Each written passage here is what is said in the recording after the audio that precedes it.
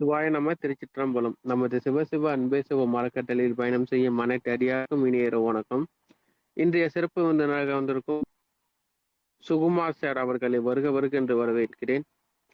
ஐயா, தலைப்பு சொல்லி ஸ்டார்ட் பண்ணிக்கோங்க. இது உலகத்தில் அகம்புறம் சொல்லி பகுதி 2வது தலைப்புல ஐயா பேச போறார். ஐயா ஸ்டார்ட் பண்ணிக்கோங்க. ஐயா சிவாயனம். வணக்கம். சிவசிவ அன்பே சிவம் சேனல் நண்பர்களுக்கு வணக்கம். திரு பாலகிருஷ்ணன் ஐயா அவர்களுக்கு நன்றி இந்த பேசுவதற்கு அளித்த வாய்ப்புக்காக. நாம் இன்று இந்த ஞான மார்க்கத்திலே என்ன பேச போகின்றோம் என்றால், அந்த போன காணொளியிலே அகம்புறம், மனதை பற்றி, உடலை பற்றி, அதற்கு 2 பக்கம் இருக்கின்றது. ஒன்று அகம், இன்னொன்று புறம் என்று இருக்கின்றது. இதை பற்றி நாம் பேச ஆரம்பித்தோம் போன காணொளியிலே. இந்த அகம்புறம் என்பதுதான் மிக முக்கியமான விஷயங்கள். இது ஒரு நாணயத்தினுடைய 2 பக்கங்கள் போல, நாணயத்தினுடைய 2 பக்கங்கள் போல எவ்வாறு ஒன்றுக்கொன்று இணைந்திருக்கின்றது. ஆனால் ஒவ்வொரு பக்கமாக அது வெளிப்பட்டு கொண்டிருக்கின்றது. ஒரு பக்கம் பார்த்தால் அதனுடைய அமைப்பு வேறு மாதிரி இருக்கும், இன்னொரு பக்கம் பார்த்தால் அதனுடைய அமைப்பு வேறு மாதிரி இருக்கும். நாணயத்தினுடைய 2 பக்கங்கள், ஆனால் ஒன்றையாகத்தான் இருக்கும். அது தனித்தனியாக இருந்து போக வாய்ப்பே கிடையாது. அதை போலவே நமது மன அமைப்பும் உடல் அமைப்பும் இருக்கின்றது. மனம் உள்ளுக்குள்ளே செயல்படுகின்றது, வெளியிலே நாம் செயல்படுகின்றோம். இந்த 2க்கும் தொடர்பு இருக்கின்றது. அது இருப்பதனால்தான் என்னவாகின்றது என்றால், மனதிலே என்ன எண்ணங்கள் என்ன முடிவுகள் செய்யப்படுகின்றனவோ அந்த முடிவுகளுக்கு ஏற்றப்போல் மனிதர்கள் வெளிப்புறத்திலே காரியங்களை செய்கின்றார்கள், வெளிப்புறத்திலே பேசுகின்றார்கள். பேச்சு, செயல் 2மே மனதின் மூலமாகத்தான் நாம் நடத்துகின்றோம். இது எல்லாருக்குமே பொருந்தும். வெளியிலே செய்யக்கூடிய காரியங்கள் மனதிலே முடிவாகப்படுகின்றன, முடிவெடுத்து அதன்படித்தான் செயல்படுத்தப்படுகின்றன. எனவே நாம் யோசித்து பார்த்தோம்னால், இந்த அகம்புறம் என்பதை தனியாகவே பிரிக்க முடியாது என்பது மிகவும் தெளிவாக தெரிகின்றது. நாம் எந்த காரியத்தை வெளியிலே செய்தாலும் அந்த காரியத்திற்கு உண்டான உந்துதல் மனதிலிருந்து தான் வரும். அந்த உந்துதல் மனதிற்குள்ள இருக்கும் கட்டமைப்பை பொறுத்து தான் வரும். எந்த மாதிரி உந்துதல் வருகின்றது என்றால், மனதிற்குள்ளே இருக்கின்ற வெவ்வேறு விதமான பதிவுகளின் மூலமாகத்தான் வரும். நாம் எந்த காரியத்தை செய்தாலும் அது சம்பந்தமான ஒரு உந்துதல் அந்த நினைவு பதிவுகளிலிருந்து வெளிப்படும் எண்ணமாக. அப்பொழுது அந்த காரியம் செய்யப்படுகின்றது. உதாரணத்திற்கு, நாம் சாலையிலே நடந்து செல்லுகின்றோம். நடந்து செல்லும் பொழுது வழியிலே பார்த்தால் ஒரு கோயில் தென்படுகின்றது. அந்த கோயில் பார்த்த உடனே நாம் நம்மை அறியாமலேயே ஒரு வணங்குகின்றோம். கையை எடுத்து வணங்கி விட்டு அந்த கோயிலை கடந்து செல்கின்றோம். அதே போல அதே தெருவிலே, அதே சாலையிலே இன்னும் கொஞ்சம் தூரம் சென்ற பிறகு அங்கு ஒரு மசூதி இருக்கின்றது. அந்த மசூதியை பார்த்த உடனே நாம் என்றோம், பார்த்துவிட்டு பார்வை திருப்பி கொண்டு சென்று விடுகின்றோம். அவ்வளவுதான். அதாவது அந்த மசூதி என்பது இன்னொரு மதத்தினருடைய ஒரு தொழுகை செய்யக்கூடிய இடம். எப்படி கோயில் நாம் கும்பிடும் இடமோ, அதே போல அந்த மதத்திற்குரியவர்கள் தொழுகை செய்யும் இடம் அந்த மசூதி. ஆனால் அதை நாம் பார்த்துவிட்டு நாம் என்ன செய்கின்றோம், பார்த்துவிட்டு பார்வை திருப்பி கொண்டு சென்று விடுகின்றோம். இதே போலத்தான் இன்னும் சில தூரம் சென்றால் அங்கே ஒரு சர்ச்சு தென்படும். அப்பொழுது அந்த சர்ச்சையும் நாம் என்ன பண்ணுவோம், பார்த்துவிட்டு பார்வையை திருப்பி கொண்டு சென்று விடுவோம். இப்பொழுது என்ன நடக்கின்றது? 3மே ஒரு மத சம்பந்தமான இடங்கள், பிரார்த்தனை செய்யக்கூடிய இடங்கள். ஒவ்வொரு மதத்தினரும் அந்தந்த இடங்கள், அதாவது கோயிலாகட்டும், மசூதி ஆகட்டும், சர்ச் ஆகட்டும், அவற்றை அவர்கள் மிகவும் பயபக்தியோடு புண்ணிய ஸ்தலமாக பார்ப்பார்கள் அல்லவா? ஒரு இந்துக்கள் கோயிலை பார்த்தால் மிகவும் பயபக்தியோடு கும்பிடுவார்கள். ஒரு இஸ்லாம் மதத்தைச் சேர்ந்தவர்கள் அந்த மசூதியை பார்த்து அவர்கள் தொழுகை செய்யக்கூடிய இடத்தை வணங்கிவிட்டு செல்வார்கள்.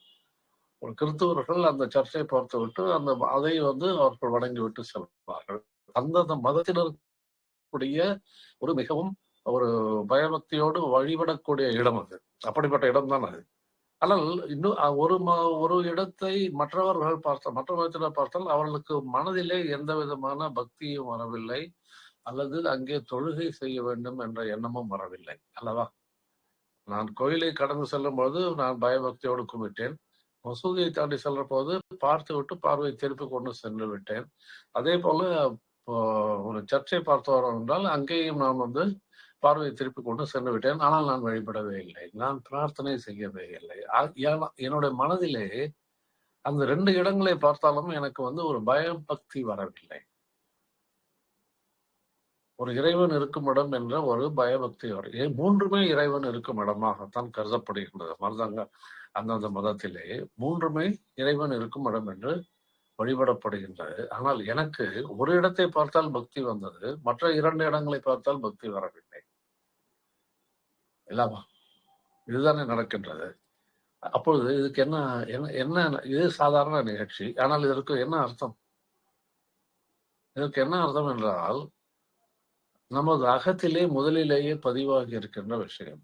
மனதிலே, அகம் என்ற மனம் என்று வைத்துக் கொள்வோம். மனதிலே என்ன பதிவாகி இருக்கின்றது?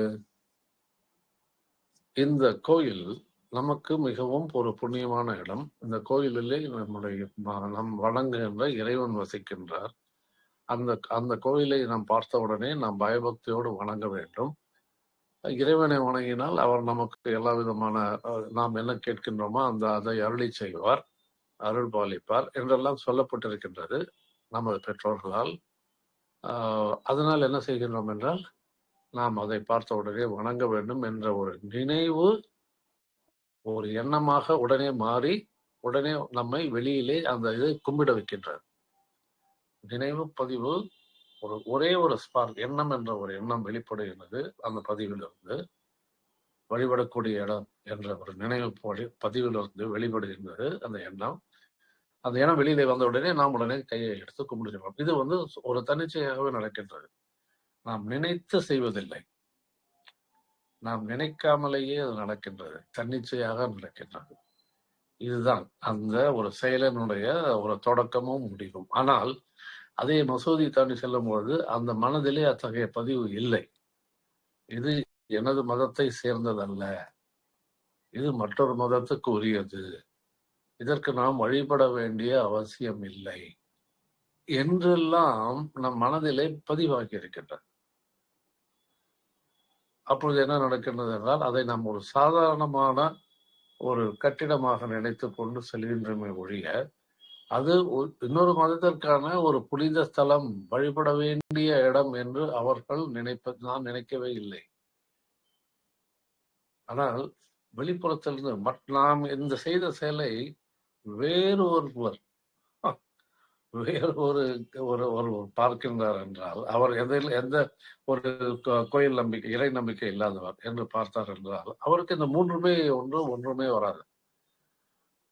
எந்த விதமான பக்தி எண்ணமே வராது. ஏன்னா அவர் மனதிலே இல்லை, அவர் மனதிலே அத்தகைய பதிவு இல்லை. அவர் இந்த கோயிலே ஒரு சாதாரண இறைவனே இல்லை என்று சொல்கின்ற பொழுது, எதற்கு அவர் இங்கு இருக்கின்றார் என்று ஒரு இடத்தை காண்பித்து ஏன் அங்கே நான் கும்பிட வேண்டும் என்று கேட்கக்கூடிய நபர் ஆவார். அவருடைய சொல்வார், ஒண்ணுமே இல்லை, இவர்களே இவ்வாறு செய்கின்றார்கள் என்றெல்லாம் நினைப்பார். அப்போது அவருடைய மனதிலே ஒரு நெகட்டிவ் பதிவு இருக்கின்றது. இறைவன் என்பதே கிடையாது, கடவுள் என்பதே பொய், ஒரு பொய்யான ஒரு கடவுளை நான் வணங்க வேண்டிய அவசியம் இல்லை என்றெல்லாம் அவருடைய மனதிலே பதிவாகி இருக்கும் அல்லவா?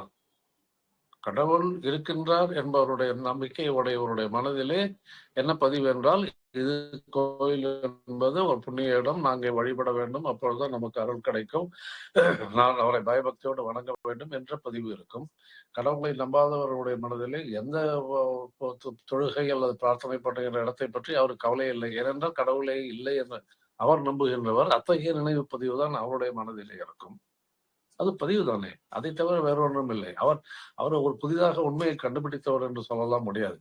அவருடைய மனதிலே என்ன நினைவு பதிவு இருக்கின்றது என்றால் கடவுள் இல்லை என்ற ஒரு பதிவு, அவ்வளவுதான். அது அவருக்கு ஏதோ படித்த புத்தகத்தின் மூலமாக தெரிந்து கொண்டு இருக்கலாம், அல்லது அவருக்கு யாராவது ஒரு தலைவர்கள் யாராவது சொல்லி இருக்கலாம், மற்றவர்கள் மூலமாக சொல்லப்பட்டு இருக்கலாம். அப்பொழுது என்னவாகிறால், அதை அவர் உள்வாங்கி அதன் மூலமாக ஒரு நினைவு பதிவை ஏற்றி வைத்துக் கொள்கின்றார் மனதிலே. அப்பொழுது அந்த நினைவு பதிவு தான் அவரை ஒரு செயல்படுத்த வைக்கின்றது. எந்தவித ஒரு சலனம் இல்லாமல் அவர் பாட்டு அந்த இடத்தை கடந்து சென்று விடுவார். என்ன சொல்ல வருகின்றோம் என்றால், இந்த நினைவு பதிவுகள் வித்தியாசப்படுகின்ற ஒவ்வொரு மனிதனுக்கும் வித்தியாசமாக இருக்கின்றன. அவை எவ்வாறு முதலிலே பதிவாகின்றது என்பதை பொறுத்துத்தான் அவன் பிற்காலத்திலே அந்த நினைவு பதிவோடு செயல்களை செய்கின்றான். அப்படித்தான் நடக்கின்றது. அவன் எந்த காரியத்தை செய்தாலும் அது சம்பந்தமான என்ன பதிவு இருக்கின்றதோ மனதிலே, எந்த விதமான இத்தகைய நிலைகள், அவற்றைத்தான் நாம் சார்பு நிலைகள் என்று சொல்வோம். சார்பு நிலைகள், அதாவது ஐடென்டிபிகேஷன்ஸ் அல்லது கண்டிஷனிங் அப்படி என்று சொல்லலாம். ஒவ்வொரு குறிப்பிட்ட விஷயத்துக்கும் ஒரு குறிப்பிட்ட ஒரு சங்கதியை அவர்கள் சேர்த்து வைத்திருப்பார்கள், மனதிலே பதிவாகி இருக்கும். உதாரணத்துக்கு ஒரு அரசியல் கட்சியை சார்ந்தவர் என்று சொன்னால், அவர் எந்த கட்சியை சார்ந்து இருக்கின்றாரோ அந்த கட்சியோடு அதோடு சம்பந்தப்பட்ட விஷயங்கள் எல்லாம் அவர் மனதிலே பதிவாக இருக்கும். அதனுடைய கொள்கைகள் என்ன, அதனுடைய அணுகுமுறைகள் என்ன, அவை எவ்வாறு வளர்க்கப்பட வேண்டும், அவர் யார் தலைவர், யார் அவர் என்ன சொல்லி, எல்லா விஷயங்களும் அங்கே நினைவு பதிவாகி இருக்கும். அப்பொழுது அவர் ஒரு அரசியல் சம்பந்தமான அல்லது ஒரு சமுதாயத்திலே மற்றவருடன் பேசும்பொழுது கூட அந்த நினைவு பதிவோடு தான் பேசுவார். அவர் சார்ந்து இருக்கின்ற அரசியல் கட்சியோடு தான் அது சம்பந்தமாகத்தான் அதை தாங்கி பிடித்து பேசுவார், அதற்கு ஆதரவாக பேசுவார், அல்லது அவர் அதற்கு எதிராக பேசுவவரிடம் அவர் ஒரு முரண்படுவார், சண்டை போடுவார், ஈவன் ஒரு வன்முறையிலே கூட இறங்கலாம். அந்த அளவுக்கு நடக்கும். ஏன்னா எந்த அளவுக்கு அவர் ஒரு அட்டாச்மெண்ட் இருக்கின்றது வைத்துக் கொள்ளுங்கள். அந்த அட்டாச்மெண்டினுடைய பர்சன்டேஜை பொறுத்து தான் அவருடைய வெளிப்புற செயல் இருக்கும். ஒரு விவாதங்கள் நடக்கலாம், பேச்சுக்கள் நடக்கலாம், சண்டை, அதுதான். ஆனால் அதுவே சண்டையாக மாறக்கூடும், அதுவே சண்டை வன்முறையாக மாறக்கூடும், அது ஒரு உச்சக்கட்ட நிலைக்கு கூட சென்று விட முடியும். ஆனால் எதனால் நடக்கின்றது என்றால் அங்கே உள்ளே இருக்கின்ற பதிவினுடைய காரணம், அந்த பதிவோடு நாம் எவ்வாறு நம்மை சம்பந்தப்படுத்திக் கொண்டிருக்கின்றோம், அதை தாங்கி பிடித்துக் கொண்டிருக்கிறோம், எந்த அளவுக்கு அதை கட்டி பிடித்துக் கொண்டிருக்கின்றோம் என்பதை பொறுத்துதான் இருக்கின்றது. நாம் பேசுகின்ற பேச்சு அல்லது செயலாகட்டும், அதை பொறுத்துத்தான் இருக்கின்றது. அதைத்தான் அவர் ஒரு ஜெய கிருஷ்ணமூர்த்தி சொல்வார், கண்டிஷனிங் ஐடென்டிபிகேஷன்ஸ் என்று சொல்லுவார். இதன் மூலமாகத்தான் நாம் நடந்து கொள்கின்றோம். எந்த அளவுக்கு விடாப்பிடியாக நாம் பிடித்து வைத்திருக்கும் கருத்தை நாம் மனதிலே வைத்திருக்கின்றோமோ அந்த கருத்தை நாம் விடாப்பிடியாக பிடித்து கொண்டு அதன்படி நாம் பேச ஆரம்பித்தோமானால் அதுதான் வெளிப்படும். அப்பொழுது கட்டாய முரண்பாடுகள் நாம், ஏனெனில் நம்ம எதிரே இருக்கும் நபர் அவர் மனதிலே என்ன பிடித்து வைத்திருக்கின்றாரோ அதற்கேற்றால் போல்தான் அவர் பேசுவார். அப்பொழுது கட்டாய முரண்பாடு தானே உண்டாகும். எனவே இந்த அகம் என்று சொல்லுகின்றோமே, அந்த அகத்தில் நாம் என்னென்னலாம் நம்பிக்கைகள் வைத்திருக்கின்றோமோ, என்னென்னலாம் சார்பு நிலைகள் வைத்திருக்கின்றோமோ, என்னென்னலாம் பிடித்தவை பிடிக்காதவை என்று தேடி பிடித்து வைத்திருக்கின்றோமோ, என்னென்னலாம் பழக்க வழக்கங்களை சேமித்து வைத்து அந்த பழக்க வழக்கங்கள் மூலமாக நாம் செயல்படுகின்றோமோ, எந்த விதமான பரம்பரை விஷயங்களை நாம் காப்பாற்றி வருகின்றோமோ, ஏனால் அதெல்லாம் பிடித்து வைக்கப்பட்ட சார்பு நிலைகள். ஒரு பரம்பரையாக என்னுடைய குடும்பத்திலே எத்தகைய பழக்கம் உண்டு என்று சொல்லப்பட்டிருக்கிறது, அவர் அதை நம்பி அதையே கடைபிடித்து வருகின்றார் இப்பொழுது என்று வைத்துக் கொள்வோமே. அப்ப என்ன நடக்கும் என்றால், அந்த பழக்க வழக்கம் அது எவ்வளவுதான் பழமையானதாக இருந்தாலும் அதன் மேல் அவர் வைத்திருக்கின்ற பிடிப்பின் காரணமாக இப்பொழுது அதே போல செயல்படுவார். அதனால் முரண்பாடு உண்டாகும். ஏனெனில் அது ஒரு உண்மைக்கு புறம்பானதாக இருக்க வாய்ப்பு உண்டு. அது சாதாரண பழக்க வழக்கம் தான், ஆனால் அது உண்மை எதுவும் இருக்காது. ஆனால் பிடித்து வைப்பதன் மூலம் நம்ம அதற்கு உயிர் கொடுத்து வலிமையாக்கி விடுகின்றோம். அதன் மூலம் நாம் மற்றவர்களுடன் உறவாடும் பொழுது அது வெளிப்பட்டு மற்றவர்களுடைய ஒரு முரண்பாட்டை உருவாக்குகின்றார். அகத்திலே நாம் பிடித்து வைத்திருக்கின்ற பல்வேறு மனச்சிறைகள் மூலமாகத்தான் நாம் செயல்படும் பொழுது உலகத்திலே பிரச்சனைகள் வருகின்றன. இந்த அகச்சிறைகளிலே நாம் நம்மை கட்டுப்படுத்தி கொண்டிருக்கின்றோம், நம்மை பூட்டி வைத்திருக்கின்றோம். அதை நாம் ஒரு பத்திரமாக பிடித்து வைத்திருக்கின்றோம். அதற்கு எதிராக ஏதாவது நடந்தால் நாம் அதற்கு அதை ஒப்புக்கொள்வதில்லை.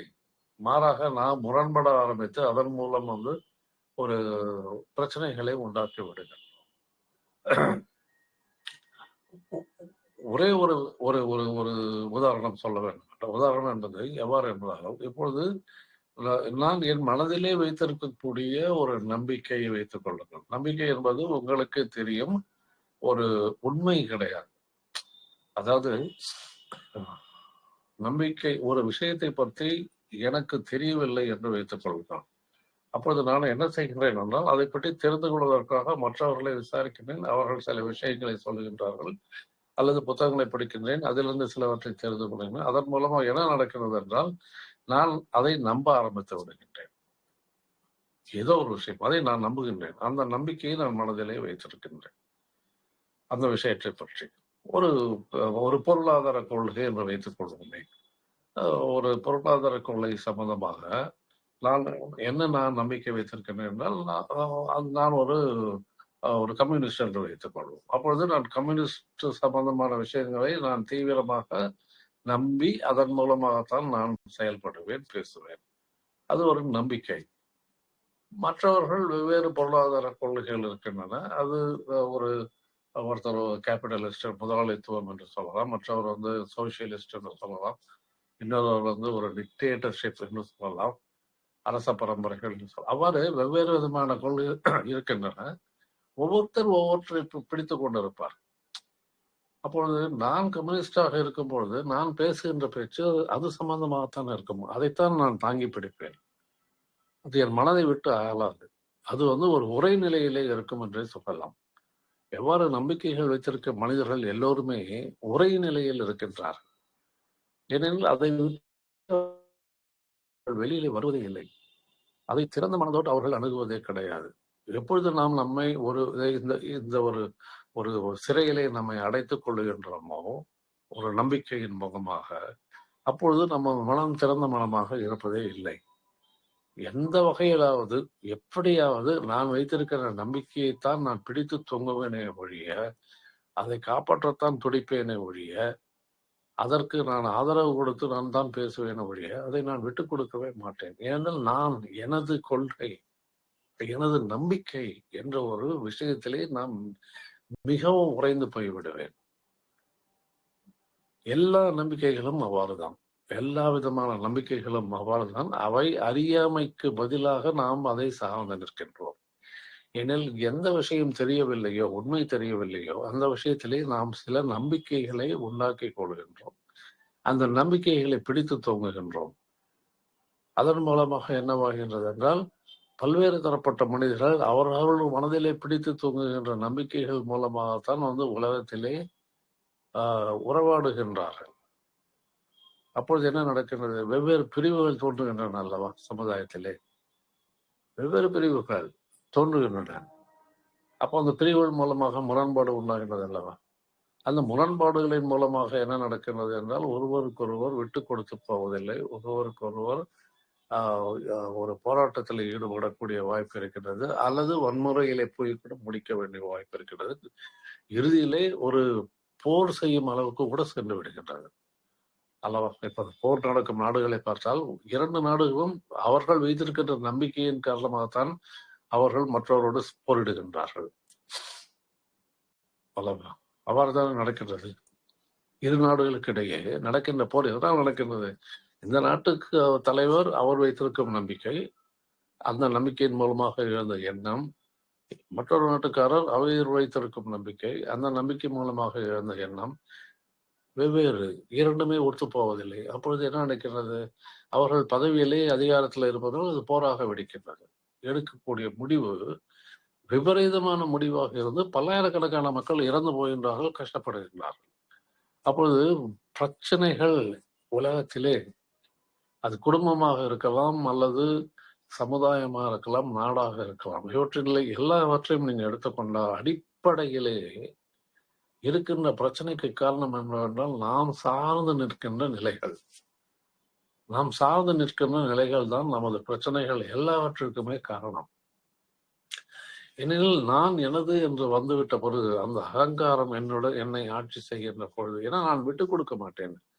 ஏனெனில் நான் என்னை ஒரு உயர்ந்தவனாக நினைத்துக் கொண்டிருப்பேன், அல்லது உயர்ந்தவனாக காட்டிக்கொள்ள வேண்டும் என்று நினைத்துக் கொண்டிருப்பேன், அல்லது நான் எல்லாவற்றையும் தெரிந்தவன் என்று நான் எல்லாருக்கும் பறைசாற்ற வேண்டும் என்று நினைத்துக் கொண்டிருப்பேன்.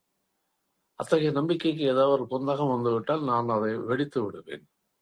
வன்முறைகள் நடக்கும். அவ்வாறுதான் நடக்கின்றது. ஆனால் அதை நான் பத்திரமாக காப்பாற்ற வேண்டும். அது பொய்யோ உண்மையோ பொய்யோ அதை பற்றி கவலை இல்லை. அது நான் நம்புகின்ற நம்பிக்கை, அது கட்டாயமாக செயல்படுத்த வேண்டும். அப்படித்தான் போகின்றது. அப்பொழுது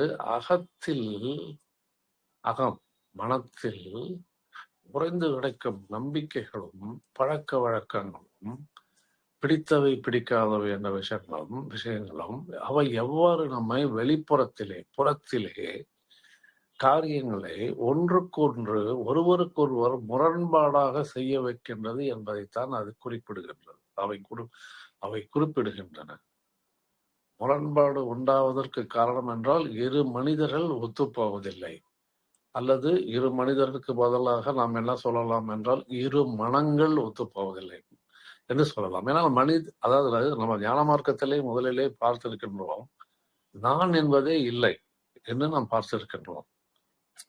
நாம் சொல்லுகின்றோம் அல்லவா, நான் என்று. அந்த நான் இல்லை என்பதையே நாம் முதலிலேயே பார்த்திருக்கின்றோம். எவ்வாறு பார்த்திருக்கின்றோம்? ஒரு சிறிய விளக்கம் என்னவென்றால், அதாவது நான் என்று சொல்லுகிறேன். அந்த நான் என்பது என்னுடைய பெயர் சுகுமார் சீனிவாசன். ஓகே, பெயரை எடுத்து விடுங்கள். நான் யார் சொல்ல முடியவில்லை. ஆனால் நான் இந்த உடல் இருக்கின்றது, என் மனம் இருக்கின்றது, என்னுடைய ஆன்மா இருக்கின்றது. இதை மூலமாக நான் என்று நான் நினைத்துக் கொள்ளலாம் அல்லது சொல்லலாம். இதை மூன்றும் சேர்ந்தவைதான் நான் என்று சொல்லலாம். ஆனால் பாருங்கள், உங்களுடைய மனது இருக்கின்றது என்று சொல்லுகின்றீர்கள். உங்கள் மனம் உங்களுக்கு கட்டுப்பட்டதா என்று கேள்வி கேட்டால் என்ன கிடைக்கும்? பதில் கிடைக்காது. கட்டுப்படவில்லை. அது மனம் சுதந்திரமாக செயல்படுகின்றது என்றெல்லாம் பதில் கொடுக்கலாம் அல்லவா? அதே போல உடலும் என்னுடைய கட்டுப்பாட்டில் இல்லை என்பது மற்றொரு உண்மை. மனம் என்னுடைய கட்டுப்பாட்டில் இல்லை, உடல் என்னுடைய கட்டுப்பாட்டில் இல்லை, ஆன்மா இருக்கின்றது, ஆனால் எங்கே இருக்கின்றது என்று தெரியாது, அதுவும் என் கட்டுப்பாட்டில் இல்லை. அப்ப இது மூன்றையுமே எடுத்து விட்டால் அப்பொழுது நான் யார்? நான் மனம் மட்டும் என்று சொல்ல முடியுமா? முடியாது. ஏன்னா மனம் தனியாக இயங்க வாய்ப்பில்லை, உடல் தனியாக இயங்க வாய்ப்பு இருக்கின்றதா? இயங்கும். ஆனால் மனதோடு தொடர்பு கொண்டிருந்தால்தான் அது வெளிப்புற காரியங்கள் செய்ய முடியும். அதற்கு உதவியாகத்தான் இருக்கின்றது பொழுது அதாக வெளிப்புறத்தில் ஈடுபடாது. அப்பொழுது நான் உடலும் அல்ல, அப்பொழுது நான் ஆன்மாவும் கிடையாது. ஏன்னா ஆன்மா எப்படி இருக்கின்றது, எங்கே இருக்கின்றது, அது எவ்வாறு நம்மை நடத்துகிறது என்பது தெரியாது. இது மூன்றுமே கிடையாது என்று சொல்லுகின்ற பொழுது அது நான் எங்கிருந்து வருகின்றது? வெரி சட் நான் ஊமை, நான் யார் என்று ரமணனால் தான் கேட்டார். நான் யார் என்று விசாரம் செய்து கொண்டேன். நான் இல்லையே, இது மூன்றுமே நான் இல்லை. அப்பொழுது நான் யார்? நான் என்று சொல்லிக்கொண்டு திரிகின்றேனே, நான் யார்? மனதால் நினைக்க வேண்டாம் நான் இருக்கின்றேன் என்று. அது மனம் நினைக்கும். ஆனால் நான் இல்லை, நான் மனம் இல்லை, நான் உடல் இல்லை. அப்போது நான் யார்? அப்போது யார் இந்த காரியத்தை செய்கின்றது? நான் வெளிப்புறத்திலே காரியங்களை செய்கின்றேனே, அது யார் செய்கின்றது? இந்த மூன்றும் கலந்த கலவை தான் செய்கின்றதா? அப்பொழுது தனியாக நான் என்று ஒன்று இல்லை அல்லவா? அப்படி அல்லவா செல்கின்றது?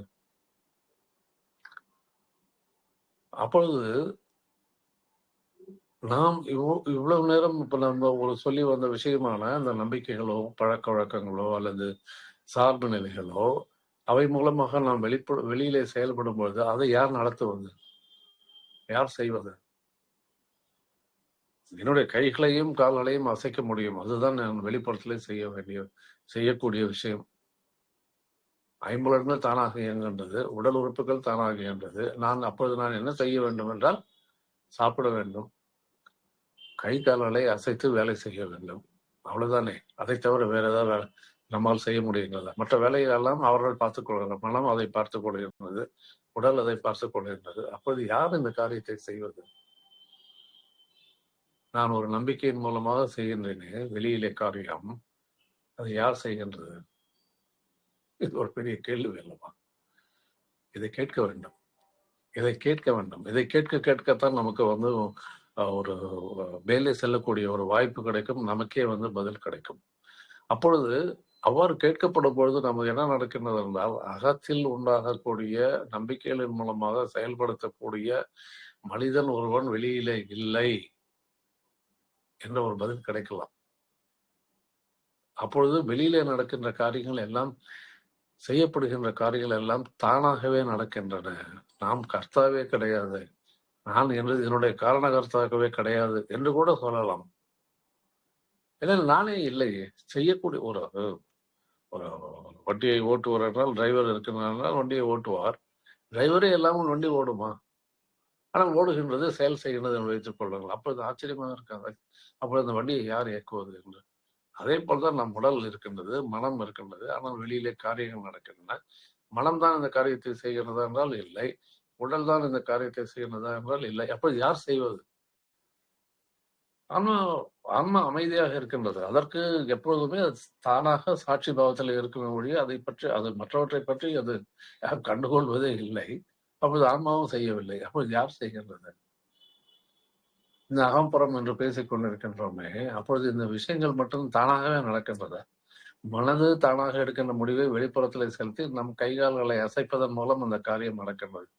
செய்வதற்கு ஆளே கிடையாது, ஆனால் உறுப்புகளை வைத்து இந்த காரியங்கள் வெளியில நடக்கின்றன. வாய் பேசுகின்றது, மனதில் என்ன தோன்றுகின்றது அவற்றை பேச்சுக்கு வெளியிலே அனுப்புவதற்கு வாய் மூலமாக பேசப்படுகின்றது. அவ்வளவுதான். தோன்றுகின்ற எண்ணங்கள், எடுக்கப்பட்ட முடிவுகள் வாய் மூலமாக பேசப்படுகின்றன. அவ்வளவுதான். அந்த மொழியிலே பேசப்படுகின்றன. நாம் மொழியை உருவாக்கி வைத்திருக்கின்றோம், அந்த மொழியின் மூலமாக அவை பேசப்படுகின்றன. யார் பேசுவது என்ற கேள்வி கேட்க வேண்டும், கேட்கப்பட வேண்டும். இங்க யார் பேசுவது? வாய் தானாக பேசுகின்றதா? இல்லை. அப்போது யார் பேசுவது? மனது பேசுகின்றதா? மனதுக்கு பேச தெரியாது, அது எண்ணங்களைத்தான் கொடுத்து கொண்டிருக்கும். சிந்திக்க தெரியும், கேள்விகள் கேட்கும், தந்திரமாக செயல்படும், தன்னை காப்பாற்றிக் கொள்ள விரும்பும். மனம் இவற்றையெல்லாம் மனம் செய்யும், ஆனால் அது செயலை எதுவும் செய்யாது.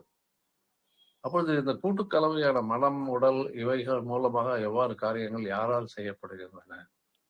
அப்ப தானாக நடக்கின்றதா? அப்பொழுது உலகத்தில் நடக்கின்ற காரியங்கள் எல்லாம் தானாகவே நடக்கின்றதா? இது மிகவும் ஆச்சரியமாக இருக்கின்றது. இவற்றை நாம் தானே செய்கின்றோம் என்று நினைத்துக் கொண்டிருக்கின்றோம். ஆனால் அந்த நானே இல்லாத பொழுது யார் நடத்துவது? அதை எவ்வாறு நடக்கின்றது? ஞான மார்க்கத்தில் இவையெல்லாம் நம்மைத்தானே விசாரணை செய்ய வேண்டிய கேள்விகள். இந்த கேள்விகள் மூலமாக நாம் பதில் தேட வேண்டும். இந்த தேடுதல் மூலமாகத்தான் நமக்கு சில விஷயங்கள், சில உண்மைகள் புரிய வரும். அப்பொழுது இந்த விஷயத்துல இன்னொரு முக்கியமான விஷயம் என்றால், இவ்வாறு நாம் தேடுவதன் மூலமாகவும், இவ்வாறு நாம் கேள்விகள் கேட்டுக்கொள்வதன் மூலமாகவும் ஒரு மிகவும் ஒரு உன்னதமான காரியம் நடக்கும். மிக மிக உன்னதமான காரியம் நடக்கும். இந்த கேள்விகள் கேட்பதன் மூலமாக, அந்த பதில்களை தேடுவதன் மூலமாக என்ன நடக்கும்? நமது அகங்காரம் அழியும். நமது அகங்காரம் அழியும். இந்த 3 மலங்கள் என்று சொல்லப்படுகின்ற ஆணவம், கண்மம், மாயை என்று சொல்லக்கூடிய இந்த மலங்கள் அழிந்து போவதற்கான வழி இதுதான். எப்பொழுது இதை யார் செய்கின்றது, யார் நடத்துகின்றது என்ற கேள்வியை நாம் விசாரம், அதாவது கேட்பதன் மூலமாக, நாமே நம்மை கேட்டுக்கொள்வதன் மூலமாக நமக்கு பதில் கிடைக்கும். அப்பொழுது இந்த அகங்காரம் என்பது நம்மை விட்டு அகன்றுவிடும். அகங்காரம் எப்பொழுது இருக்கும் என்றால், இவையெல்லாம் நான் தான் செய்கின்றேன் என்ற மனதிலே நான் என்னை தன்முனைப்பு மூலமாக, ஈகோவின் மூலமாக தன்னை முன்னிறுத்தும் பொழுதுதான் அது அகங்காரம் இருக்கின்றது. தன்னை முன்னிறுத்திக் கொள்ள வேண்டும் என்ற நினைப்பு மனது உண்டாக்கும். அதன் மூலம் தன்னை முன்னிறுத்தி வேலை செய்கின்ற பொழுது அகங்காரம் உண்டாகின்றது. அப்போ நாம் சொல்கிறோம், நான் தான் இதை செய்தேன், நான் தான் இந்த காரியத்தை செய்தேன், நான் இல்லாமல் இந்த காரியம் நடக்காது, என்னால் மட்டும்தான் செய்யும் என்றெல்லாம் நாம் சொல்லிக்கொண்டே போவோம். அகங்காரம். ஆனால் இது யாரால் செய்யப்படுகின்றது என்ற அடிப்படையை நாம் கேட்க ஆரம்பித்தோமானால் அறத்திலே உண்டாகின்ற விஷயங்கள் எவ்வாறு தானாக புறப்பட்டு வந்து நம்மை வழிநடத்துகின்றது, இது யார் நடத்துகின்றது, இது எவ்வாறு நடக்கின்றது, என்னால் செய்வதற்கு அங்கு ஆளே இல்லையே, ஆனால் அந்த காரியம் நடக்கின்றது. ஒரு டிரைவர் இல்லாத வண்டி ஓடுவது போல உள்ளே நான் இல்லாத போது இந்த விஷயங்கள் எவ்வாறு நடக்கின்றன என்பதை நாம் விசாரித்துக் கொண்டே இருந்தால் ஒரு உன்னதமான விஷயம் என்ன நடக்கும் என்றால், நாம் நமது ஆணவத்தை தொலைக்க ஆரம்பித்து விடுவோம். அதுதான் அகத்திலே நமக்கு கிடைக்கின்ற வெற்றியாகும். ஆனால் அதை நாம் எதுவும் செய்ய வேண்டியதில்லை, அதற்காக முயற்சிகள் எதுவும் எடுக்க வேண்டியதில்லை. நாம் விசாரித்துக் கொண்டிருந்தால் போதும். இது எவ்வாறு யார் நடத்துகிறது, இங்கு நான் என்று சொல்லிக் கொண்டது யார் என்றெல்லாம் நாம் விசாரித்துக் கொண்டிருந்தால் நமக்கு உண்மைகள் தெரிய வரும். அதன் மூலம் நாம் ஞான மார்க்கத்திலே மேல செல்லும், பல்வேறு விதமான பதில்கள் கிடைக்கும். இத்தகைய அகங்காரத்தை ஒழிக்க வேண்டும் என்பதற்காகத்தான் ஞானிகள் எல்லோருமே என்ன சொல்லிக் கொண்டிருந்தார்கள் என்றால், முதலில் உன்னுடைய 3 மலங்களை விட்டுவிடு. அந்த 3 மலங்களை விட்டுவிடு. அதன் மூலமாக நீ உன்னுடைய மனம் ஒரு மாசற்ற மனமாக மாறும். மனத்தின் கண் மாசிலனாதல் அனைத்தரன் ஆகுல நீர பெற என்றுதான் வள்ளுவர் சொல்லுகின்றார். அது தவிர மனதில் இத்தகைய மாசு இல்லாதல் இருப்பல் வாழ்தல், அதுதான் இருக்கின்ற அறங்களிலே மிக சிறந்தது என்று அவர் சொல்லுகிறார். மிக அழகாக சொல்கிறார். வேறு எதுவும் தேவையில்லைங்க, மனதில் மாசு இல்லாமல் இருங்கள், அவ்வளவுதான். அவர் அதையே ஒரு பெரிய அறம் என்று சொல்லுகின்றார். ஏனெனில் இறைவன் நம்மை குழந்தையாக இங்கே படைத்து அனுப்பியிருப்பது திரும்பவும் தன்னை அடைய வேண்டும் என்ற ஒரு குறிக்கோளுக்காகத்தான். அப்படி நாம் இந்த உலகத்துக்கு வரும்பொழுது நாம் ஒரு குழந்தைத்தனமான ஒரு நிலையிலிருந்து தான் நாம் வளர்ந்து வந்தோம். அப்பொழுது சிறு குழந்தையிலே நமது மனது ஒரு குழந்தைத்தனமான ஒரு இன்னசென்ட் ஸ்டேட், கள்ளங்கபடற்ற நிலையில் இருப்பது எல்லாருக்குமே தெரியும். அத்தகைய கள்ளங்கபடற்ற நிலையில் இப்பொழுது ஆனால் அது வளர வளர அதன் மேல் ஒரு லௌகீக மனது, பொருள் சார்ந்த மனது என்பது அது பல்வேறு விஷயமான அது மற்ற குப்பைகள் அடங்கிய மனது அதை மூடி மறைத்துக் கொண்டிருக்கிறது. அதனால் அந்த குழந்தைத்தனமான மனது வெளியே வரவில்லை. ஆனால் இப்பொழுது இந்த அகத்திலே என்ன நடக்கின்றது, அதை நாம் எவ்வாறு புறத்திலே எவ்வாறு நடத்துகின்றோம் என்ற உண்மை தெரிந்து அதை நாம் கேள்விகள் கேட்பதன் மூலமாக அத்தகைய குப்பைகளை அகற்றுகின்றோம். அப்பொழுது அந்த மனம் மறுபடியும் தன்னுடைய ஒரிஜினல் அந்த சைல்டு ஸ்டேட், குழந்தைத்தனமான நிலை, அதை நாம் திருப்பி அடைக்கின்றோம். இதைத்தான் சொல்வார்கள், பேரடைஸ் லாஸ்ட் அண்ட் பேரடைஸ் ரீகெயின்டு என்று ஒரு ஆங்கிலத்திலே ஒரு கவி எழுதியிருக்கின்றாரோ, கவிஞரே எழுதியிருக்கிறார். Paradise last and paradise. Paradise என்பது என்ன? நம்முடைய இயற்கையான இயல்பான குழந்தைத்தனமான நிலை. அது தொலைந்து விட்டது என்கின்றார். தொலைந்து விட்டது என்றால் நாம் சாதாரண மனதோடு செயல்படும் பொழுது அந்த மனம் தொலைந்து விட்டது. ஆனால் இருக்கின்றது, தொலைந்து வெளியிலே சென்று விடவில்லை, நமக்குள்ளே இருந்து கொண்டே இருக்கின்றது. நமது இறுதி மூச்சு வரை அது நம்மோடு தான் இருக்கின்றது. ஆனால் தொலைந்து விட்டது. இந்த மனம், இந்த பொருள் சார்ந்த மனம், லௌகீக மனம் அதை மூடி மறைத்து விட்டது. அதன்படித்தான் நாம் வாழ்ந்து கொண்டிருக்கின்றோம். எப்பொழுது அந்த மனத்தை நாம் எவ்வாறு நம்ம தொலைப்பது என்ற விஷயத்தை நாம் தெரிந்து கொண்டோமோ அப்பொழுது இந்த மனம் தானாக தொலைய ஆரம்பித்து விடும். அதற்குண்டான வழிகளை நாம் போன காணொலிகளை பார்த்திருக்கின்றோம், எவ்வாறு செய்வது என்று. அப்பொழுது அந்த மனம் தொலைந்து விட்டால் உள்ளுக்குள் இருக்கும் குழந்தைத்தனமான மனதும் திரும்பி நம்மோடே வெளிப்பட ஆரம்பிக்கும். உள்ளே இருந்து கொண்டே இருக்கும், அமைதியாக இருக்கும், எத்தகைய ஒரு இயக்கம் இல்லாமல் இருக்கும். ஆனால் எப்பொழுது வெளிப்புற மனமானது தொலைய ஆரம்பிக்கின்றதோ அது அப்பொழுதெல்லாம் அது வெளிப்பட ஆரம்பிக்கும். அத்தகைய ஒரு கள்ளங்கபடற்ற மனமானது மறுபடியும் நம்மை ஆட்சி செய்யும். அதனால்தான் அதை மறுபிறப்பாளன் என்று சொல்வார்கள். அத்தகைய மனம் வெளிப்பட்டு நம்மை ஆட்சி செய்யும் பொழுது நாம் மறுபடியும் பிறக்கின்றோம் என்று சொல்வார்கள் ஞானிகள். எப்பொழுது மறுபிறப்பாளன் என்றால் தன்னுடைய மனதை தொலைத்த ஞானம் எப்பொழுது அவன் பெறுகின்றானோ அப்பொழுது அவன் மறுபடியும் உயிரோடு இருக்கும் பொழுதே மறுபடியும் பிறக்கின்றான் என்று சொல்லுவார். அதனால்தான் அவனை துவிஜன் துவிஜன் என்று ஒரு சன்ஸ்கிரிட்ல சொல்வார்கள்.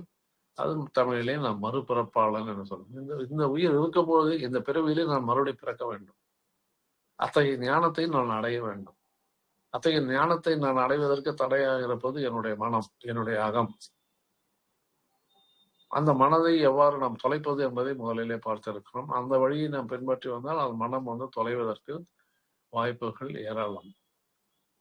அவ்வாறு அந்த மனம் தொலைந்து விட்டால், ஆனால் சிலர் கேட்பார்கள், ஐயா அந்த மனம் தொலைந்து விட்டால் நாம் எவ்வாறு அந்த வாழ்க்கையை வாழ முடியும்? மனம் இல்லாமல் எவ்வாறு நாம் செயல்படுவது, எவ்வாறு பேசுவது என்றெல்லாம் ஒரு பயம் கேட்பார்கள். அவ்வாறு நடக்கலாமா என. அதற்கு என்ன பதில்? நாம் நம்முடைய மனித மனதை தொலைக்கின்றோம். இறை மனது என்பது நம்மோடு திரும்பி வந்துவிடும். நம்முடைய குழந்தைத்தனமான மனது என்பதுதான் இறை மனது. அந்த காஸ்மிக் மைண்ட் என்று கூட சொல்வார்கள். இறைத்தன்மையோடைய மனது. அந்த மனது நம்மை மறுபடியும் வழி நடத்தும். நம்மை விட்டு விட்டு யாரும் சென்று விட இறைத்தன்மை நம்ம விட்டு சென்று விடாது. அது நம்மோட இருக்கின்றது. எப்பொழுது அந்த மனம் வெளிப்படுகின்றதோ அது அப்பொழுதிலிருந்து அது நம்மை வழி நடத்தும். நமது சாதாரண மனதானது தொலைந்து விட்ட பிறகு இறை மனது நம்மை வழி நடத்தும். அதில் எந்த விதமான சந்தேகமே எழ வேண்டிய அவசியமே கிடையாது. ஏனெனில் நமது உடலை இப்பொழுது இயக்குவதே அந்த இறை மனது தான். நமது உடலுடைய உறுப்புகளை இயக்குவதே அந்த இறை மனது தான், அந்த இறை சக்தி தான். அதே போல நமது 5 புலன்களையும் இயக்குவது அந்த இறை சக்தி தான். அதுதானே இயக்கிக் கொண்டிருக்கிறோம். நாம அவற்றை இயக்குகின்றோம். நமது 5 புலன்களை நாம இயக்குகின்றோம், அல்லது நம்முடைய உடலுடைய உள் உறுப்புகளை நாம இயக்குகின்றோம். நமது மனதை நாம இயக்குகின்றோம். இறை சக்தி நடத்துகின்றது, அது நடத்துகின்றது. அதனால் சாதாரண மனதாக நமது மனது, மனித மனது என்பது நாம் அதை மனோநாசம் என்று சொல்லக்கூடிய வழியிலே அந்த மனதை நாம் நாசம் செய்துவிட்டால் அந்த இறை மனது அதுவும் அகத்தில் தான் இருக்கின்றது. அந்த இறை மனதான நம்மை வழி நடத்தும். அதனால் எந்த விதமான அதிலே சந்தேகம் எழ வேண்டிய அவசியமே இல்லை. எவ்வாறு நாம் மனதை தொலைத்தால் நாம் எவ்வாறு வாழ்வது என்ற கேள்விக்கு இடமே தேவையில்லை. நம்ம இறை மனது வழி நடத்தும். அப்பொழுது இறை மனது வழி நடத்தினால் அப்பொழுது எவ்வாறு காரியங்கள் நடக்கும் என்றால் உன்னதமாக நடக்கும். அப்பொழுது அத்தகைய இறை மனது நம்மை வழி நடத்தினால் நமது பேச்சுக்கள் எவ்வாறுனா அந்த பேச்சுக்களும் தரமானதாக இருக்கும். மற்றவர்கள் மனதை புண்படுத்தாத, மற்றவர்களை தன்னை போல் பாவிக்கக்கூடிய அளவுக்கு அந்த பேச்சிலே உங்களுடைய அன்பு வெளிப்படும். சொல்லப்போனால் நான் எப்பொழுது மனித மனம் தொலைந்து போகின்றதோ அப்பொழுது உங்களுடைய மனதிலே அன்பு தான் நிரம்பிவிடும். அன்பின் வழியது உயிர்நோய் என்றெல்லாம் சொன்னார். அந்த அன்பு, அதாவது மனம் இருக்கிற இடத்திலே அன்பு இருக்காது, அன்பு இருக்கின்ற இடத்திலே மனம் இருக்காது. Opposite poles. அப்பொழுது நம் மனதை தொலைத்து விட்டால் நமது உள் அகம் முழுவதுமே அன்பால் நிரம்பிவிடும். அப்படி அன்பால் நிரம்பிவிட்டால் நாம் என்ன செய்வோம்? நாம் நம்முடைய அணுகுமுறையை யாரோடு பேசினாலும் சரி, எந்த காரியம் செய்தாலும் சரி, அவை முழுதும் அன்பால் கவரப்பட்டிடும். அன்புதான் நடத்தும். லவ். அதனால்தான் அன்பே சிவம் என்று ஏன் சொன்னார்கள்? இதுதான் காரணம். எப்பொழுது இறை மனது நம்மை நடத்த ஆரம்பிக்கின்றது அப்பொழுது அந்த இடத்திலே மனதிலே அன்பு கூடிக்கொண்டிருக்கும். அது சிவம். அன்பே சிவம். லவ் இஸ் காட் என்று சொல்வார்கள். எனவே இந்த தலைப்புக்கு ஏற்றாற்போல் நாம் அகத்திலே எவ்வாறெல்லாம் நாம் முடிவுகள் எடுத்து எவ்வாறு நாம் சார்பு நிலையோடு பற்றி படித்து கொண்டு அதன் மூலம் செய்வதன் மூலம் பிரச்சனைகள் உருவாகின்றன என்றெல்லாம் பார்த்தோம். அதனால்தான் இன்றைக்கு மனிதன் முன்னேறுவதில்லை என்றால் வெளிப்புற உலகத்திலே முன்னேறி இருக்கின்றான். வெளிப்புற உலகத்திலே எல்லா விதமான வசதி வாய்ப்புகளை பெருக்கிக் கொண்டிருக்கின்றான். அவற்றை எல்லாம் அதன் மூலம் சுகத்தை அனுபவிக்கின்றான். மக்கள் சுகத்தை அனுபவிக்கின்றார்கள். ஏனெனில் அத்தகைய தொழில்நுட்பங்கள் இப்பொழுது இருக்கும் அளவுக்கு கடந்த காலத்திலே இல்லை. ஆனால் இப்பொழுது நாம் ஒரு உச்சக்கட்டத்தை எட்டிவிட்டோம். எல்லா விதமான வசதிகளும் நமக்கு வந்து விட்டது. ஆனால் வந்து திருப்தியாக இருக்கின்றான். இது வெளிப்புற உலகத்திலே அவன் ஆனால் அவனுடைய அக உலகிலே திருப்தியாக இருக்கின்றானா என்று பார்த்தோமானால் இல்லை, யாருமே இல்லை.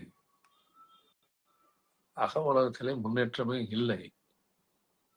எத்தகைய எதிர்மறை எண்ணங்கள், உணர்ச்சிகள் எல்லாமே எவ்வாறு இருந்தது 500 வருடங்களுக்கு முன்பு அல்லது 1000 வருடங்களுக்கு முன்பு எவ்வாறு இருந்ததோ அதே எதிர்மறை உணர்ச்சிகள் தான் இன்றும் இருக்கின்றன. அவற்றிலே ஒரு துளி கூட குறையவே இல்லை, மாறாக அதிகமாக இருக்கின்றன. அல்லவா? கோபம் என்றால் ஒரு மனிதனுக்கு 1000 வருடங்களுக்கு முன்னாலும் கோபம் இருந்தது, இப்பொழுதும் இருக்கின்றது. ஒரு பயம் என்று எடுத்துக்கொண்டால் அப்பொழுதும் இருந்தது, இப்பொழுதும் இருக்கின்றது. ஒரு பாலுணர்ச்சி என்று எடுத்துக்கொண்டால் அப்பொழுதும் இருந்தது, இப்பொழுதும் இருக்கின்றது. ஒரு வஞ்சகத்தன்மை என்று எடுத்துக்கொண்டோமால் அப்பொழுதும் இருந்தது, இப்பொழுதும் இருக்கின்றன. ஒரு தந்திரமான செயல்படுவது என்று எடுத்துக்கொண்டால் அதேதான். மற்றவர்களை துன்பப்படுத்துவதன் மூலம் நாம் இன்பம் காணுகின்றோம் என்ற மனப்பாங்கு, மனத்தன்மை என்பதும் அப்பொழுதும் இருந்தது, இப்பொழுதும். சொல்லப்போனால் எல்லா விதமான நெகட்டிவ் எமோஷன்ஸ் எல்லாமே இப்பொழுதும் இருக்கின்றது, அகத்திலே இருக்கின்றது. அப்பொழுது நாம் என்ன சொல்ல முடியும்? நாம் முன்னேறிவிட்டோம் என்று சொல்ல முடியுமா? நாம் முன்னேறிவிட்டது வெளிப்புறத்திலே முன்னேறிக்கிறோம், ஆனால் உள்ளே முன்னேறவே இல்லை. ஒரு துளி கூட முன்னேறவே இல்லை. அதனால்தான் எல்லா விதமான பிரச்சனைகள் உள்ளது. சொல்ல முடியாத பிரச்சனைகள் மக்கள் அனுபவிக்க காரணம் என்னவென்றால் இதுதான். நாம் நம்ம மனதை தொலைக்கவில்லை. நாம் மனதிற்கு ஏற்றாற்போல் அடிமையாக வாழ்ந்து கொண்டிருக்கின்றோம் என்ற விஷயம் எல்லாம் எல்லாருக்கும் தெரிய வரும். எனவே இந்த அகம்புறம் என்று எவ்வாறு செயல்படுகின்றது என்பதை ஒரு விரிவாக பார்த்து வைத்துக் கொண்டு நாம் செய்கின்ற வெளியிலே செய்கின்ற காரியங்கள் எதுவும் அகத்திலிருந்து வரக்கூடாது, மனதிலிருந்து வரக்கூடாது. மனதை தொலைத்து விட வேண்டும். ஆனால் செய்யக்கூடிய காரியங்கள் அல்லது பேசக்கூடிய பேச்சுக்கள் எல்லாமே தன்னுடைய இறை உணர்ச்சியோடு, இறைத்தன்மையோடு இணைந்ததாக இருக்க வேண்டும். அதாவது தத்துவமசி என்று சொல்வார்கள். நீதான் அது என்று சபரிமலை கோயிலுக்கு சென்றால் கூட அங்கே முன்னாலே எழுதி வைத்திருப்பார்கள் தத்துவமசி. தத்துவமசி என்றால் நீதான் அது. அப்பொழுது நான் தான் அது என்று சொல்லப்பட்ட பிறகு நான் எவ்வாறு செயல்பட வேண்டும்? நான் அது, அதாவது இறைவன், வேற ஒன்றும் இல்லை. நீ இறைவன், நீதான் இறைவன் என்று சொல்லாம சொல்லுகின்றது அந்த வாக்கியம், மகா வாக்கியம். அப்பொழுது நான் இறைவன் என்றால் வைத்துக் கொள்ள வேண்டும். அப்பொழுது நான் எவ்வாறு செயல்பட வேண்டும்? என் மனதில்லாமல் செயல்பட வேண்டும். ஏன்னால் மனம் என்பது மனிதனால் உருவாக்கப்படும். அது மனிதன் உடம்பிலே தானாக உருவாக்கப்பட்டது. நிகழ்ச்சிகள், பிறப்பு, வாழ்க்கையின் மூலமாக உருவாக்கப்பட்ட மனதுதான் நம்முடைய மனது. It's a manufactured mind. It was not there. நாம் பிறந்த பொழுது அந்த மனது இல்லை. அப்பொழுது இருந்த மனது ஒரு குழந்தைத்தனமான மனதுதான்.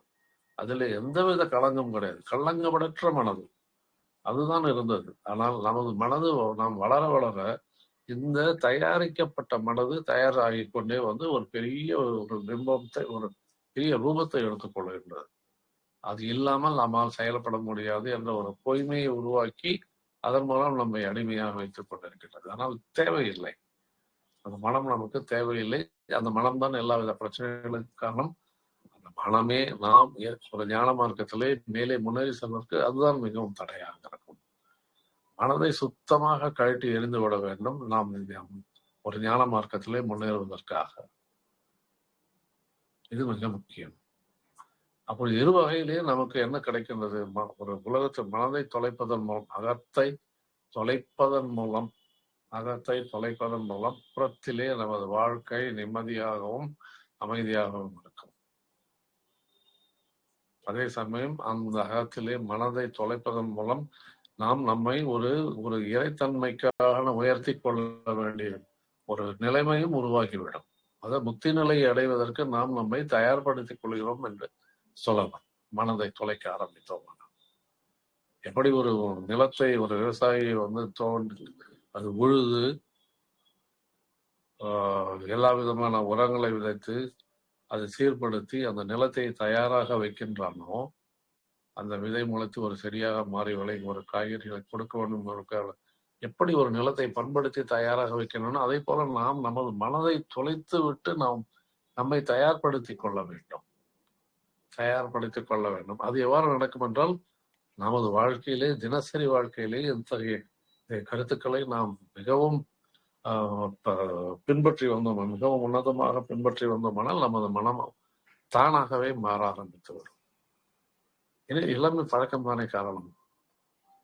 ஒரு காரியத்தை நாம் திருப்பி சென்றால் அது பழக்கமாகி விடுகிறது. அதே போல இத்தகைய உன்னதமான விஷயங்களை நாம் தெரிந்து கொண்ட பிறகு, நம் மனதை எவ்வாறு தொலைப்பது என்று தெரிந்து கொண்ட பிறகு அதை நாம் தொலைக்க வேண்டும். அவ்வாறு தொலைப்பதற்குண்டான வழிகளை தெரிந்து அதை நடைமுறைப்படுத்தினால் மிகவும் கவனமாக நாம் விழிப்புணர்வுல இருந்து அத்தகைய விஷயங்களை நடைமுறைப்படுத்தினால் அது என்னவாகிவிடும் என்றால், அது தானாகவே நம்மை அத்தகைய விஷயங்களை செயல்படுத்த ஆரம்பித்துவிடும். இதைத்தான் இன்ஆர்டிகுலேட் மெமரி என்று சொல்வார்கள். அதாவது ஒரு சிறுவையிலிருந்தே நாம் கற்றுக்கொண்ட விஷயங்கள் என்னவென்றால், அதை எல்லாமே இப்பொழுது நாம் பெரியவனான பிறகு நாம் தாமாக செய்கின்றோம்.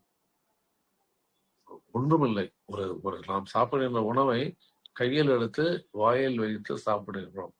இது ஒரு அறிவு.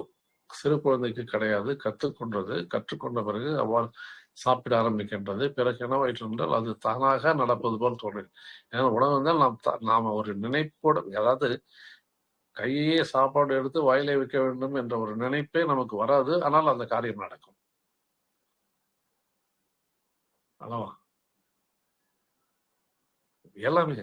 எல்லா விஷயங்களும் பழக்கமான காரியங்கள் எல்லாமே நாம் இதை செய்ய வேண்டும் என்ற முனைப்போடு செய்யணும். அந்த இடத்துக்கு போகாம என்ன செய்ய வேண்டுமோ அது தானாக நடக்கும். ஒரு வண்டியை ஓட்ட வேண்டும் என்றால் வண்டியில ஏறி உட்கார்ந்து நாம என்ன செய்ய வேண்டும் நாமே செய்வோம். ஒரு கான்சன்ட்ரேஷன் இல்லாம, ஒரு நினைப்பு இல்லாமல் தானாகவே செய்ய ஆரம்பிப்போம். அப்பொழுது அது யாரும் ஞாபகப்படுத்துவது, அதை செய்வது? அதுதான் அந்த இன்ஆர்டிகுலேட் மெமரி. அந்த இன்ஆர்டிகுலேட் மெமரி உடலில் இருக்கும் எல்லா செல்களிலும் பதிவாகி விடுகின்றது. என்ன காரியங்கள் எவ்வாறு செய்ய வேண்டும் என்று அதுதான் நடத்துகின்றது. அப்பொழுது ஞான மார்க்கத்திலே நாம் இந்த மனதை தொலைக்க வேண்டிய விஷயங்கள் நாம் தெரிந்து கொண்ட பிறகு அவற்றை நாம் நடைமுறையிலே செய்ய ஆரம்பித்தோமானால் அவை போக போக அவை நமது உடம்பிலே பதிந்து விடும். உடம்பில் இருக்க எல்லா செல்களிலுமே பதிந்து விடும். செல்களுக்கு அறிவு உண்டு. இந்த ஞான அறிவு அதில் பதிந்து விடும். அப்பொழுது நாம் முழுவதுமாக எல்லாமே நாம் செய்யக்கூடிய காரியங்கள் எல்லாம் ஞான அறிவின் மூலமாக செயல்பட்டால் எவ்வாறு இருக்கும் என்றால் உன்னதமாக இருக்கும். அப்பொழுது சைட் பை சைட் நாம் என்ன செய்யணும் என்றால் ஒரு முக்தி நிலைக்கு நாம் நம்மை தயார் செய்கிறோம். இதுதான் அந்த அகத்தை தொலைப்பதன் மூலமாக வெளிப்புறத்திலே நமது வாழ்க்கை நிம்மதியாகவும் அமைதியாகவும் ஆனந்தமாகவும் இருக்கும். எனவே முரண்பாடுகளே கிடையாது. எப்பொழுது அகத்தை தொலைக்கின்றோமோ அப்பொழுது முரண்பாடுகளே வராது, யாரிடத்திலும் வராது. முரண்பாடு இல்லாத வாழ்க்கை எவ்வாறு இருக்கும் என்றால் ஆனந்தமாக இருக்கும். வெளிப்புறத்திலே அகத்தை தொலைத்தா வெளிப்புறத்திலே நமது வாழ்க்கை ஆனந்தமான வாழ்க்கையாக மாறிவிடுகின்றது. எல்லா விஷயங்களையும் ஏற்றுக்கொண்டு நாம் ஆனந்தமாக வாழக்கூடிய வழியை நாம் கற்றுக்கொண்டு விடுவோம். பிறகு இத்தகைய வாழ்க்கையின் மூலமாக நாம் முக்தியை நோக்கி நாம் பயணிப்போம். நம்மை நாம் தயார்படுத்திக் கொள்வோம். ஒரு பிறப்பு என்ற ஒரு சைக்கிளிலிருந்து வெளியே வருவதற்கான வழியை நாம் தெரிந்து கொள்வதற்காக நாம் நம்மை தயார்படுத்திக் கொள்வோம். அத்தகைய ஒரு உன்னதம் நமக்கு அருளப்படும். இறைவனால் அந்த உன்னதம் தான் அருளப்படும். அது நாம தேடி போய் கிடைக்காது. ஆனால் நம்மை தயார்படுத்தி வைத்துக் கொண்டோம் என்றால் அத்தகைய உன்னதம் இறைவனால் வழங்கப்படும். அவ்வாறுதான் ஞானிகளுக்கு அது வழங்கப்பட்டிருக்கிறது. நாம் செய்ய வேண்டுவதெல்லாம் என்றால் அதற்கு நாம் நம்மை தயார்படுத்திக் கொள்ள வேண்டும். எப்படி தயார்படுத்திக் கொள்வது என்றால், நாம் வாழுகின்ற வாழ்க்கையிலே நாம் கற்றுக்கொண்ட இந்த ஞானம் சம்பந்தமான விஷயங்களை நடைமுறைப்படுத்த வேண்டும். க்ஷணத்துக்கு க்ஷணம் நாம் அதை நடைமுறைப்படுத்த வேண்டும். அவ்வாறு நடைமுறைப்படுத்திக் கொண்டே வந்தால் அது நம்முடைய பழக்கமாகிவிடும். வாழ்கின்ற வாழ்க்கையே நம்முடைய வாழ்க்கையை ஞான வாழ்க்கமாக மாறிவிடும். எவ்வளவுதான். இதன் மூலமாகத்தான் நாம் இந்த அகத்தை எவ்வாறு நாம் புரிந்து கொண்டு நாம் நடைமுறைப்படுத்துகின்றோம் என்பதற்காகத்தான் இவை சொல்லப்பட்டன. இதை நடைமுறைப்படுத்துவோம், ஆனந்தமாக வாழ ஆரம்பிப்போம். நன்றி, வணக்கம்.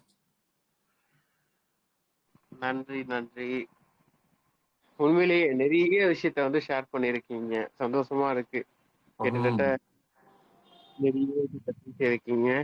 ஓ. டவுட் இருக்கிறவங்க டவுட் கேட்கலாம். கார்த்திகேயன், ஜெகநாதன், தாமோதரன், ரவிக்குமார் சார் அப்புறம் வந்தாரு. வேற யாருக்கா டவுட் இருக்குங்களா? கார்த்திகேயன் சார்.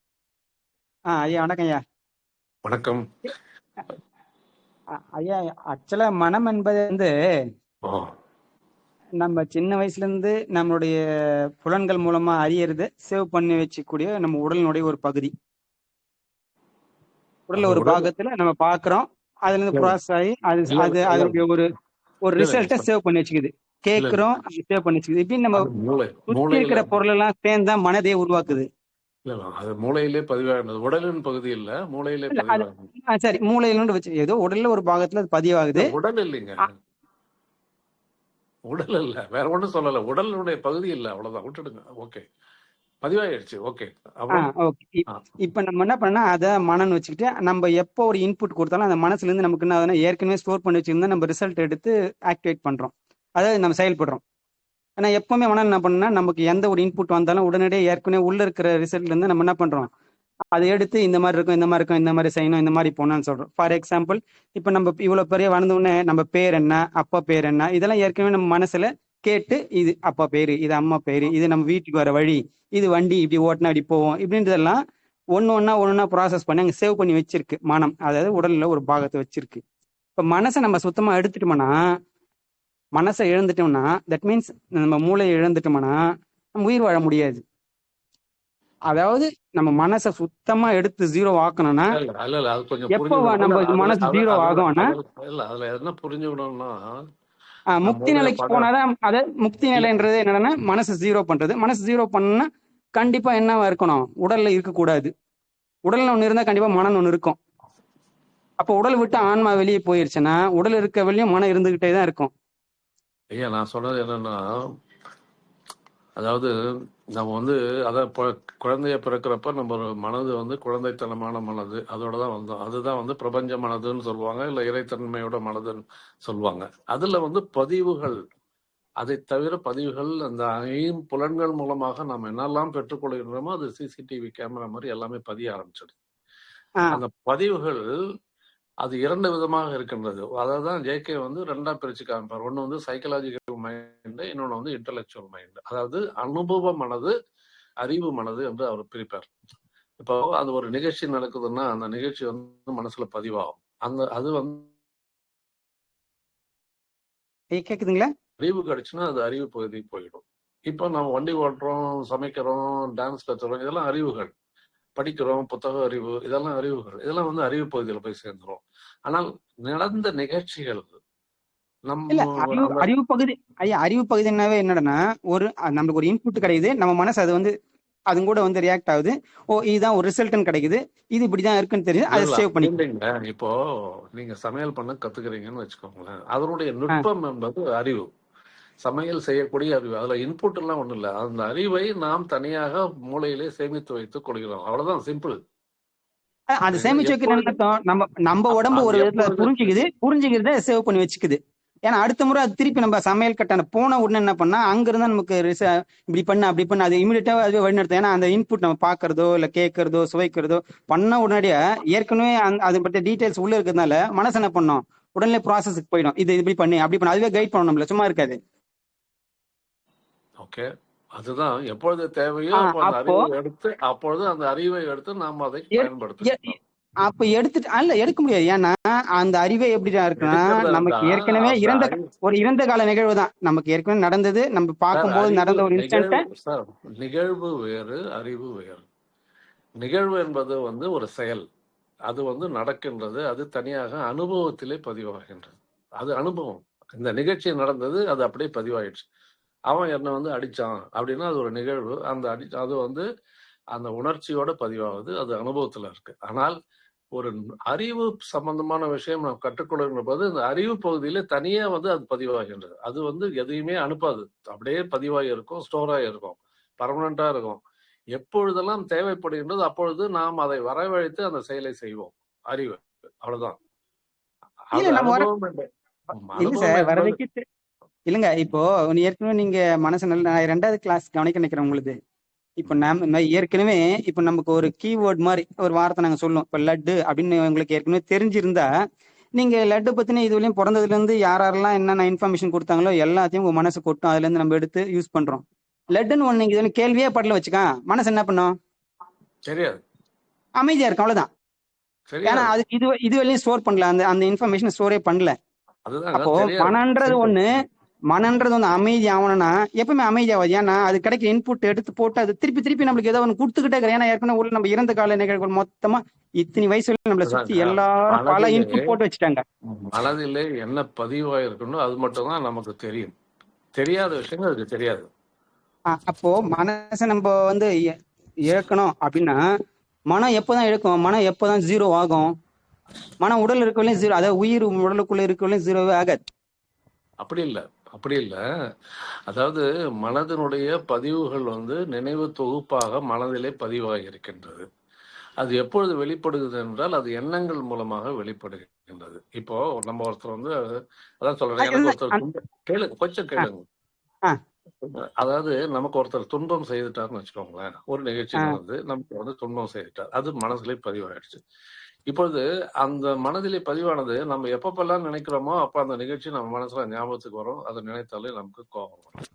2வது, நாம நினைக்காமல் அது தானாகவே அந்த நிகழ்ச்சி நமக்கு திடீர்னு அந்த எண்ணத்தை வெளிப்படுத்தும். அந்த எண்ணங்கள் நினைவு பதிவுகள் கண்டினியூஸா உருவாக்கி கொண்டு தினசரி ஒரு 15,000 எண்ணங்கள் வருகின்றது என்று சொல்லுகின்றார். ஒன்றன் பின் ஒன்றாக வந்து கொண்டே இருக்கும். நாம் மனதை அழிப்பது என்பது என்னவென்றால் இந்த வருகின்ற எண்ணங்களை நாம் கையில் எடுக்காமல் இருந்தால் அவை தானாகவே உயிரற்று போய்விடும். ஆனால் நாம் என்ன செய்கின்றோம் என்றால் என்ன செய்கின்றோம் என்றால் அதை நம்ம கையில் எடுப்பதன் மூலம் நமக்கு அது மறுபடியும் வலிமை கொடுத்து அதை மனதிலே பத்திரமாக ஸ்டோர் பண்ணி வைத்துக் கொள்கிறோம். ஆனால் அதை கையில் எடுக்காமல் இருந்தால் ஒன்றன் பின் ஒன்றாக அவ போன போக்கிலே அவை அழிந்து போய்விடும். இதுதான் மனதினுடைய. ஏனெனில் மனதிலே நாம் நினைக்காத விஷயங்கள், ஆயிரக்கணக்கான லட்சக்கணக்கான விஷயங்கள், சிறு வயதிலிருந்து சேமித்து வைக்கப்பட்ட விஷயங்கள் இப்பொழுது ஞாபகத்தில் இல்லை, எல்லாம் அழிந்து விட்டன. எப்படி அழிந்தது? நாம் அதை பற்றி நினைக்கவே இல்லை. அதை போல நாம் நினைக்காத விஷயங்கள் தானாகவே அழிந்து போய்விடும். அதுதான் வருகின்ற எண்ணங்களை நீங்கள் கையில் எடுக்காமல் இருந்தால் மனம் கொஞ்சம் கொஞ்சமாக அதனுடைய வீரியம் குறைந்து, அந்த எண்ணங்களுடைய வீரியம் குறைந்து அவை தானாக அழிய ஆரம்பித்து விடும். பிறகு மனம் ஒரு நீரோடை போல மிக சுத்தமாக இருக்கும். நினைவுகள் இருந்தாலும் எண்ணங்கள் வரும், ஆனால் அவை தானாக சென்றுவிடும். ஏனென்றால் நான் அதை ஒரு சாட்சியாக இருந்து கொண்டு அதை நான் வேடிக்கை பார்ப்பேன், அதை தொடமாட்டேன். இதுதான் ஞானம். மனதை அழிப்பதற்கு இதுதான் வழி, இதுதான் வழி. ஆமா மனசை நம்ம செயல்படுத்தணும்னா அதனுடைய சிந்தனையில இருந்து நம்ம அதை செயல்பாட்டு கொண்டு வரக்கூடாது. அது தெரியும் எனக்கு. பட் ஆனா மனச வாழ்க்கையில சாத்தியமா? மனுஷ வாழ்க்கையில சாத்தியங்களா? மனித வாழ்க்கையில மனசு குடும்ப வாழ்க்கையில நம்ம ஒரு குடும்பஸ்தனா இருக்க மனச வாழ்க்கையில சாத்தியமா? சாத்தியம். சாத்தியத்துக்கு நமக்கு கண் முன்னாலே ஞானிகள் இருக்கின்றார்கள். அவர்கள் அவ்வாறுதான் இருந்தார்கள். அதாவது ஒரு ஞானிகள் தனியாக போய் உட்கார்ந்து விட்டு அவங்க தனியாக இருந்ததுனால அவங்க மனசு இல்லாமல் செயல்படவில்லை அப்படின்னு சொன்னேன். மனம் இருந்தது, ஆனால் அவற்றை பதிவாகவே இருக்காது. எண்ணங்கள் வரும் போய்விடும். அவற்றை அவர் மறுபடியும் அழைக்க மாட்டார், திருப்பி வரவழைக்க மாட்டார்கள், அதற்கு வலிமை கொடுக்க மாட்டார்கள். இல்லாமல் போய்விடாது. உங்களை இன்னொருத்தர் பார்த்தால் இவர் தான் என்னார் என்ற அடையாளத்தை அவர் கண்டுகொள்வார். ஆனால் அவரை பற்றிய குணாதிசயங்கள், அவர் எப்படிப்பட்ட மனிதர் என்ற பிம்பங்கள் அவருடைய மனதிலே இருக்காது. அவரை புதிதாக ஒரு பார்ப்பதை போல நடத்துவார். அப்படிதான் ஞானிகள் இருந்தார்கள். மனதிலே பதிவுகள் அழிந்துவிடும். ஐடென்டிபிகேஷன் இருக்கும், அவ்வளவுதான். மரத்தை பார்த்தால் இந்த மரம் என்று சொல்வார், அவ்வளவுதான். அவருடைய தன்மையை பற்றி அவருக்கு கவலை இல்லை. இந்த மனிதனை பார்த்தால் இவர் இந்த மனிதர் இன்னார் என்று தெரியும், ஆனால் அவர் நல்லவரா கெட்டவரா, வெள்ளைக்காரரா கருப்பரா கோபக்காரரா, எந்த குணாதிசயம் அவரை பற்றி அவர் எண்ண மாட்டார். இதுதான் ஞானிகளுடைய மனசு. அப்போ அவங்க மனதிலே அத்தகைய ஒரு தன்மையை உருவாக்கி இருந்தார்கள். அது எல்லாருக்குமே சாத்தியம் என்றுதான் அவர்கள் சொல்லுகின்றார்கள். அதற்கு நீங்க என்ன பண்ண வேண்டும் என்றால் நீங்கள் இதை இந்த வழியிலே நீங்கள் அதை நடைமுறைப்படுத்த வேண்டும். இப்போ இதை நான் இப்படி எடுத்துக்கிறேன். அதாவது நம்ம நல்ல எண்ணங்களை திருப்பி போட்டு அதை சேவ் பண்ணிக்கலாம். தீய எண்ணங்கள், அதாவது நம்மளுடைய மனசை சிதறடிக்கிற மாதிரியோ நம்மளுடைய எனர்ஜியை டிஸ்டர்ப் பண்ற மாதிரியோ இருக்க எண்ணங்களை நம்ம திருப்பி அதாவது இன்புட் கொடுத்த வலுப்படுத்தாம அதை மறந்துடணும், அப்படி வேணா எடுத்துக்கலாம். இன்புட் கொடுக்கற வார்த்தையை விட்டுடுங்க. அதுக்கு பதில் நீங்க வந்து அதாவது திருப்பி திருப்பி அதை சிந்தனைக்கு கொண்டு வந்து செயல்பாட்டுக்கு வைக்காம அதை கையில் எடுக்க மாட்டேன் அப்படின்னு சொல்லுங்க, சரியா இருக்கும். Okay okay. அதான் நம்மளுடைய நமக்கு வலு கொடுக்காத எண்ணங்கள், அதாவது நம்மளுடைய எனர்ஜி டிஸ்டர்ப் பண்ணக்கூடிய எண்ணங்களை நம்ம எடுக்கக்கூடாது.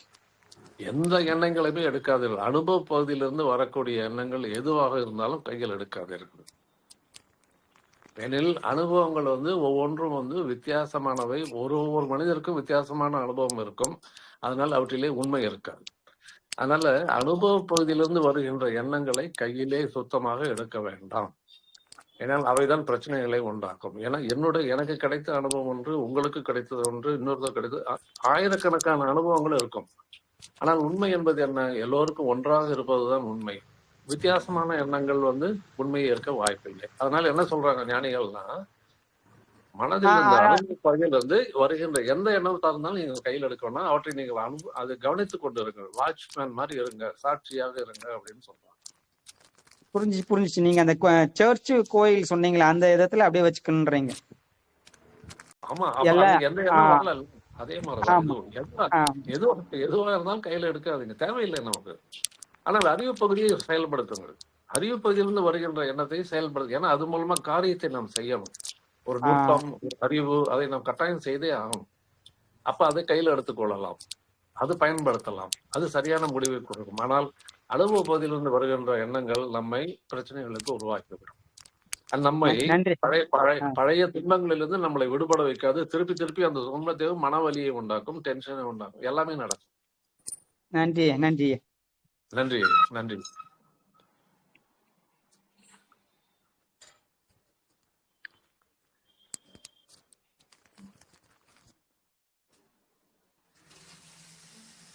வேற விளக்கங்கள் ஏதாவது தேவைப்படுதுங்களா? எனிபடி?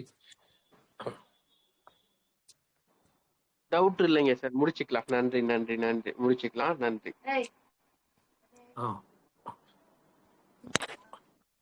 சரிங்க.